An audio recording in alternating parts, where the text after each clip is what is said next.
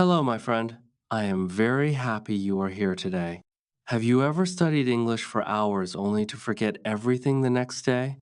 You sit down with your notebook. You memorize 10 new words.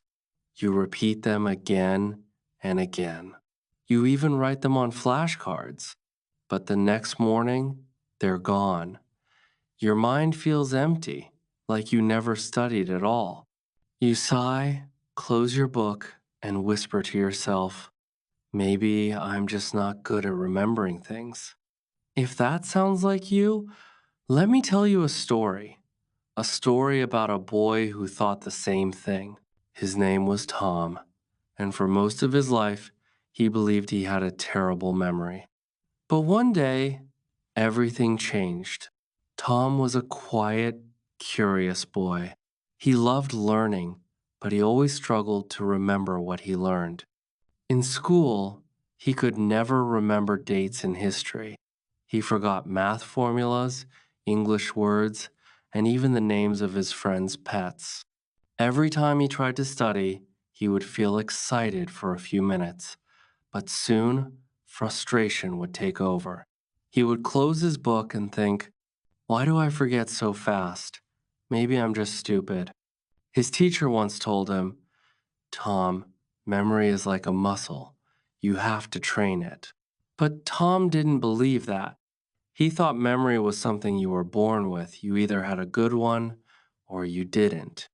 One day, Tom decided to learn English. He dreamed of traveling the world. He wanted to talk to people from other countries, to watch movies without subtitles, to understand song lyrics. He felt excited when he started. He learned hello, thank you, how are you, and a few other words. But after a week, he forgot most of them. He opened his notebook and saw strange marks that no longer made sense. Why is this so hard? He asked himself. Why can't I remember? He was ready to give up again. Then something small happened that changed everything. One afternoon, Tom went to a park near his house. He sat on a bench with his English book, pretending to study, but mostly just staring at the sky. Next to him sat an old man feeding pigeons. The man noticed Tom's sad face and asked, "What's wrong, young man?" Tom sighed. "I'm trying to learn English," he said, "but I keep forgetting everything. My memory is terrible." The old man smiled kindly. "Terrible memory, you say? Maybe you just haven't learned how to remember." Tom frowned. "How to remember? Is that something I can learn?" The man nodded. "Of course. Memory is not magic, it's a skill. You train it, you shape it, you make it strong." Tom looked surprised. "But how?" he asked. The old man reached into his pocket and took out a small, old notebook. "I once had the same problem," he said. "When I was young, I forgot everything I studied. Then I discovered something simple to remember something. You must connect it to something you love." Tom blinked. "Connect it to something I love?" The man smiled again. "Yes. When you learn a word, don't just say it. Feel it. See it. Use it in your life. Your brain remembers feelings, not just words." Tom listened carefully. The man continued. "For example, if you learn the word apple, don't just repeat it apple, apple, apple. Think of the apple you ate yesterday. Feel its taste, its smell, its color. Make it real. Make it yours. Then your brain will remember." Tom thought about that all evening. Maybe memory wasn't about repeating things again and again.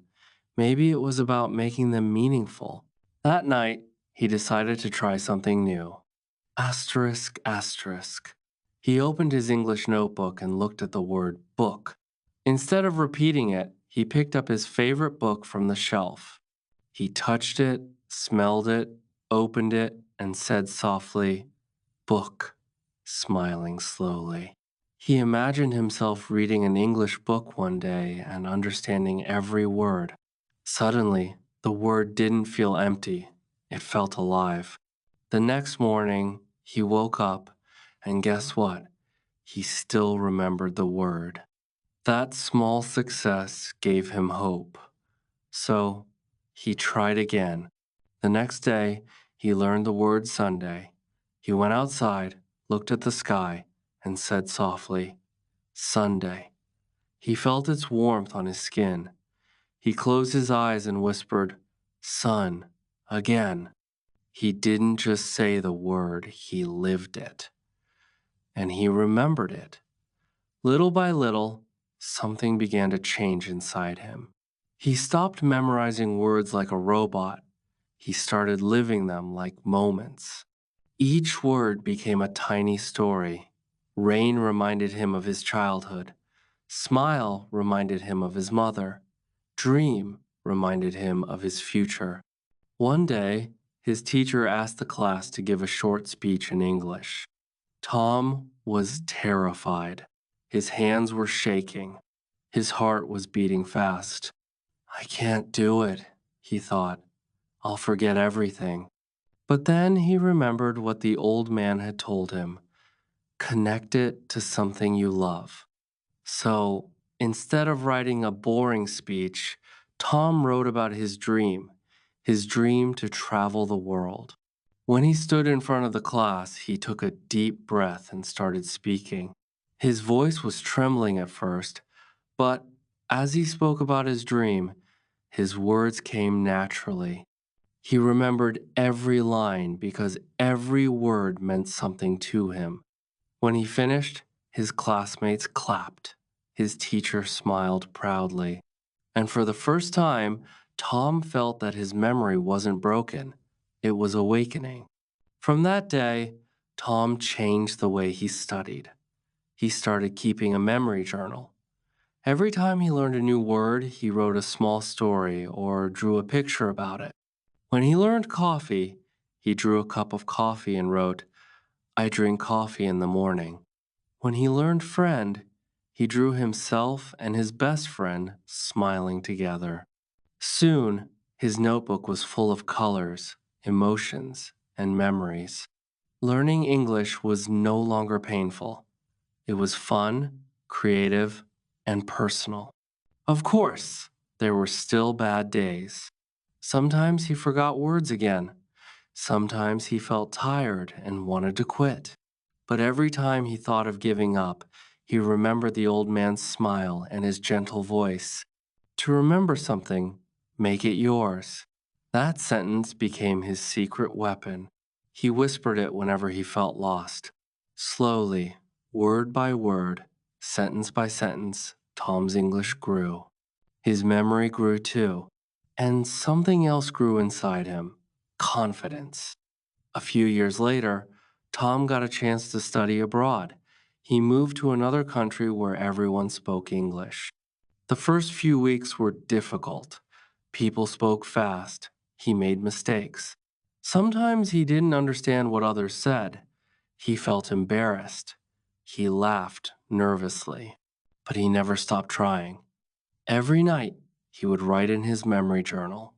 He would think about the words he heard that day and connect them with experiences. When he learned raincoat, he remembered getting caught in the rain. When he learned airport, he thought of his first flight. Every word had a story, and every story stayed in his mind. One rainy evening, while sitting in a cafe, Tom opened his notebook. He smiled as he flipped through the pages. So many memories, so many words, so many feelings. Just then, a little boy came to his table. The boy pointed at Tom's notebook and asked shyly, What are you writing? Tom smiled. I'm writing stories to help me remember English words. The boy's eyes lit up. Really? I forget words too. I'm bad at remembering. Tom laughed gently. No one is bad at remembering, he said. You just need to make it fun. The boy tilted his head. Fun? Tom nodded. Yes, Learn with your heart, not just your head. That night, as Tom walked home, he realized something beautiful. The old man in the park had changed his life with just a few words. Now he was passing that wisdom to someone else. It felt like a circle knowledge and kindness coming back around. Over the next few years, Tom became fluent in English. He traveled to many countries, met amazing people, and experienced beautiful things. He even became a teacher, not the kind who teaches only grammar and rules, but one who teaches how to learn. Asterisk, asterisk. In every class, he told his students the same thing. Memory is not about repeating, it's about feeling. Connect, imagine, live your words. His students loved his lessons. They laughed, they shared, they remembered. Some of them even started their own memory journals, just like Tom did. One day after class, a young woman came to him. Her eyes were full of tears. "Teacher," she said softly, "I used to hate English. I always forgot everything, but now I can remember words easily." "Thank you." Tom smiled. He saw himself in her the same fear, the same frustration, the same journey. He put a hand on her shoulder and said, "Don't thank me, thank yourself. You decided to keep going. You decided to believe." That night, Tom sat by his window, watching the stars. He thought about the old man again. He never saw him after that day in the park, but he always felt his presence like a gentle whisper in his heart. To remember something, make it yours. Those words had followed him everywhere. He smiled and whispered back, "I did." You see, memory isn't just about how much you repeat, it's about how deeply you connect. If you learn a new English word today, don't just write it in your notebook. Say it out loud. Use it in a sentence. Imagine it. Draw it. Sing it. Feel it. Make it a part of your life. The more you connect, the stronger it stays. Your brain is not lazy, it just needs meaning. And remember, everyone forgets sometimes. Even the best learners do. Forgetting is not failure. It's a normal part of learning. What matters is what you do next. When you forget, don't get angry. Don't give up. Just smile and start again.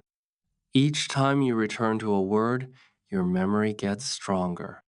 Each time you try again, you build another bridge in your mind. But Tom's story is not just about memory, it's about patience, hope, and the belief that you can change. You are not born with a good or bad memory, you build it, one thought at a time.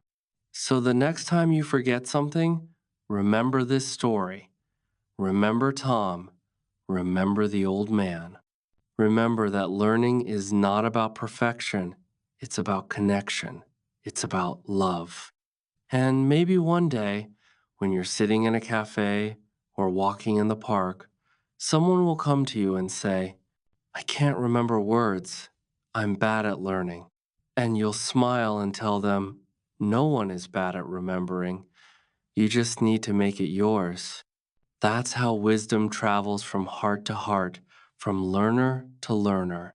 And so, my friend, if you are watching this video right now, feeling frustrated because you keep forgetting words, please don't give up. You are not alone. Everyone starts there. Everyone feels lost at first. But if you keep going, if you keep connecting, your memory will bloom like a garden. Every word will be a flower. And soon you'll see how beautiful your English can be. Keep practicing, keep feeling, keep believing. You can remember everything not because you are special, but because you care. Because you love learning. And because you never give up. And when you finish this story, take a moment, close your eyes, think of one new word you learned today. Picture it, feel it, say it slowly, make it yours. You've got this. You can do it. I believe in you. Thank you for listening to this story. If it touched your heart or gave you hope, please like and subscribe so you won't miss the next story, because every week I'll share another story to help you grow, remember, and shine on your English journey. Hey, keep shining